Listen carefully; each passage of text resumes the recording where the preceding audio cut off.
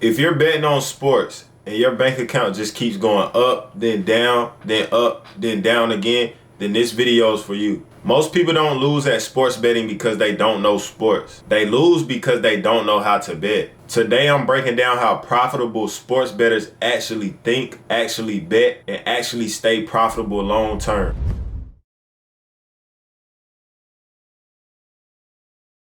Now, if you don't know me, my name is Dez. I'm imdesTV, and I've been on both sides.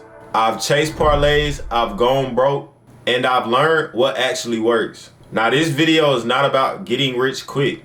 It's about staying profitable. Now, first, let's get into why most sports bettors lose. And let me start with the hard truth. Most bettors are emotional, they're greedy, and they're impatient. They want to turn $20 into $5,000 overnight, instead of trying to turn $1,000 into $1,300 consistently. A lot of people, they bet for excitement and not profit. They bet because it's fun. They like to chase losses, bet on every single game, and just overload parlays. And the sportsbook owners love parlay bettors. So that should tell you everything you need to know.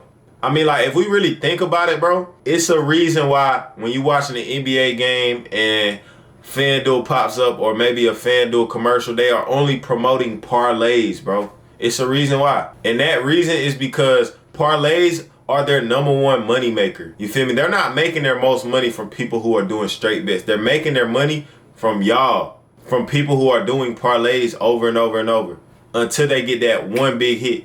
But for most people, they never really get that big hit. And you know, I've been that person before, bro. I've been in a lot of y'all's shoes, bro. I was trying to turn $10 into $100+ every single night, not knowing that every leg I was adding to the parlay was decreasing my chances of hitting. But now I bet smarter. See, if you want to be profitable, you have to do straight bets, bro. That's a non-negotiable. But let me explain this, man. Let me break it down for y'all. Parlays are equivalent to lottery tickets, and straight bets are investments. One bad leg ruins your whole parlay. Like, ask yourself this: would you rather be right once or right consistently? Let me put it to you like this. If you go 60% on straight bets, so if you win 6 out of 10 straight bets, you're still making money.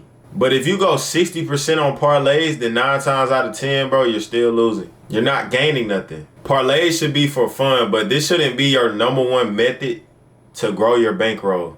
Now let's talk about bankroll management, and this is where most people mess up. And first, let me define bankroll for y'all, because a lot of people think that your bankroll is just everything in your bank account. Your bankroll is just money that you are willing to lose without it affecting your life. You know, some of y'all be spending y'all last on a parlay, or even on a straight bet. Y'all just be spending y'all last on a bet. Y'all be spending the money that y'all need throughout the week to eat on a bet. Y'all be spending y'all rent on a bet. But I got 3 rules for y'all that I want y'all to follow.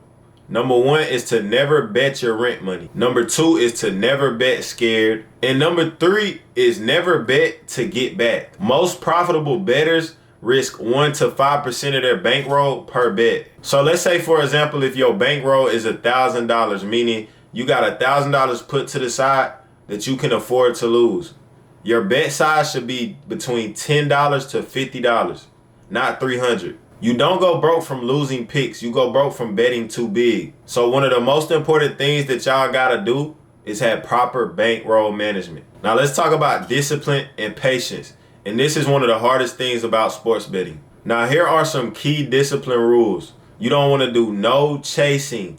Don't lose and then have this mindset, oh, I gotta get this back, I'm finna revenge bet. No, you don't want to do that. That's the #1 bankroll killer. No live betting emotionally. Let's say the Miami Heat are playing the Lakers, right?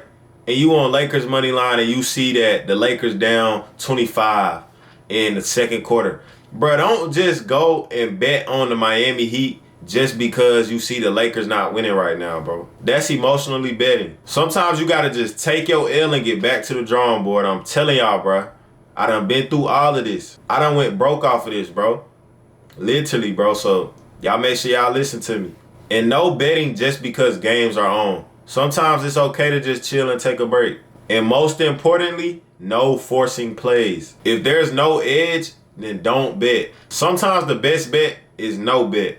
Literally. I know a lot of y'all done had those days where y'all looked at the board and y'all just like, damn, bro, I can't really decide what to bet on. It's not too many games. It's like 2 NBA games, or it's been a Monday and it's been 1 NFL game, and y'all just forced to bet just because y'all just felt like, okay, I gotta make some money, bro. Like, I done paid my car insurance. I just did this. I gotta make that back, bro. I'm telling y'all, days like that, y'all just gotta chill, bro. Learn how to take breaks. Learn how to not bet, bro, because that builds discipline. And a lot of y'all gotta learn how not to be greedy. Greed is the #1 silent bankroll killer. And what I mean by greed is like, you'll win a bet and then feel like you gotta bet again. You gotta learn how to take your wins and go on about your day, bro. It's always another day. The most profitable bettors, bro, they probably take like 1 to 3 plays a day and they straight bet. So that's not really a lot, but me personally, bro, I like to do 1 to 2 plays max. And if I feel good about a third play,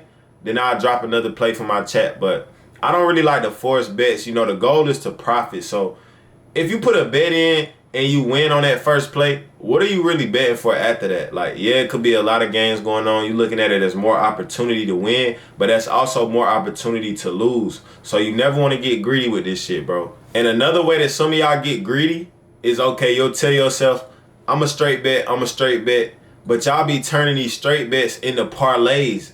You know, and I get it. I honestly get it. You know, with a straight bet, you might put $50 on it to only win like $27. But if you turn it into a 4-leg parlay, it might be 50 to win 400.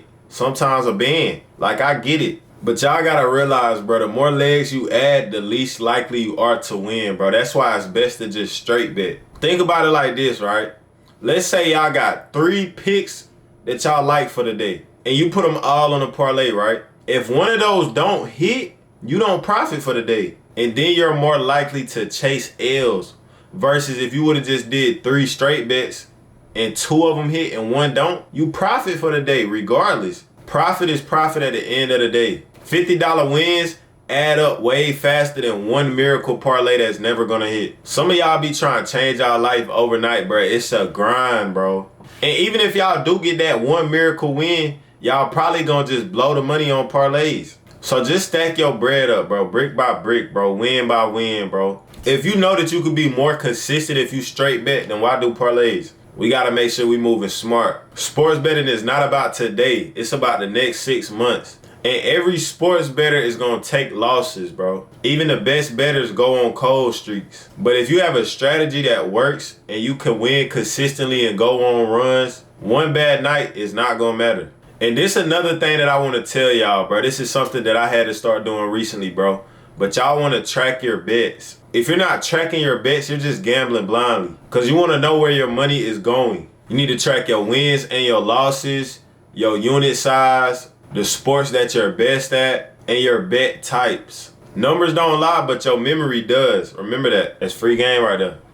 This is something that I recently done started doing, bro, and I've already seen improvement in my betting. I actually run a sports betting group chat. It's called imdesTV Bets, and I don't do nothing but straight bets. Now, I might do a parlay here and there, but it's really just for fun. Like, I'm not really looking to flip $200 to a band off of parlays. Like, I'd rather just build it up brick by brick with straight bets. But lately, I've been tracking my wins and my losses.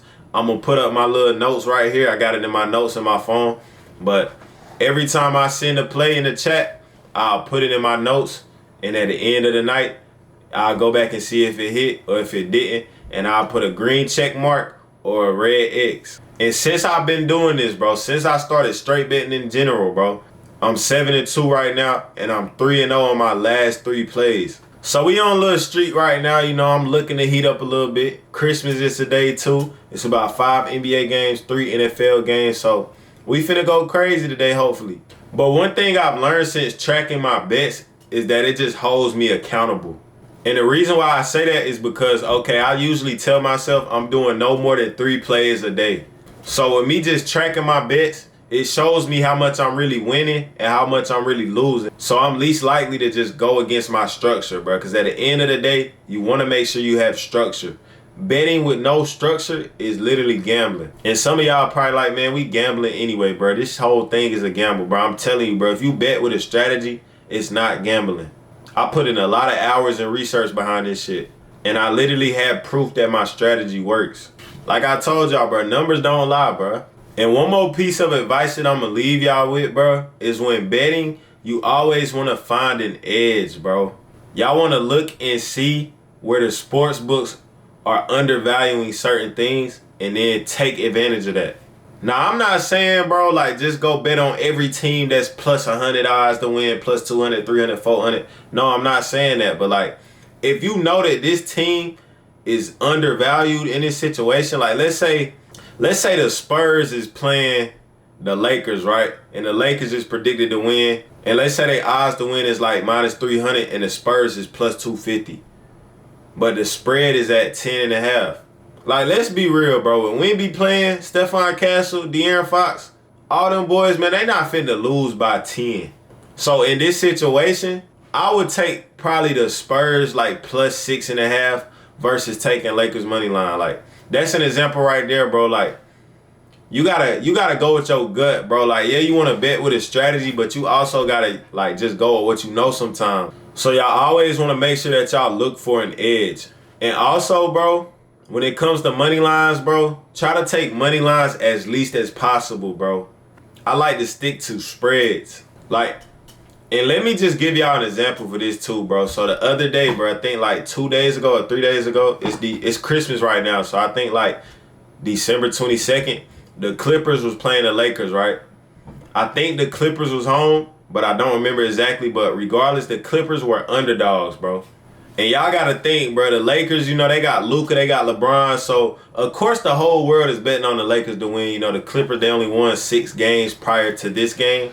So, of course, the whole world is betting on the Lakers. Now, me personally, I sat this game out because I was 2-0 on the day already. And I didn't want to force no plays in my chat knowing we had already had a perfect day. And that's another thing, bro, that I told y'all about. Y'all got to be disciplined, bro. Don't be betting just to bet just because it's game's on, bro. If you already profited for the day, do not get greedy. But like I was saying, though, so the Lakers are favored to win. The whole community is on the Lakers. And then you got the Clippers plus like 120. Now, that particular day, bro, I remember doing my research on that game. And my research was back and take the Clippers. But I sat the game out. The Clippers ended up winning by 30, right? Okay, boom.